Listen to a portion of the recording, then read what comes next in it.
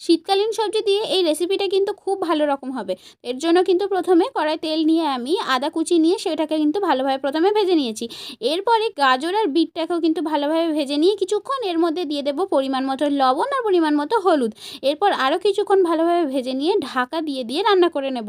যখন এটা একদম সফট হয়ে আসবে তখন কিন্তু এর মধ্যে আলু সিদ্ধ দিয়ে দেবো আর ভেজে রাখা মশলা দিয়ে দেবো। এরপরে ভালোভাবে নেড়েচেড়ে মাখিয়ে নেব। এরপরে এটাকে থালায় নিয়ে প্রথমে ভালোভাবে মেখে নিয়ে শেপ নিয়ে নেব।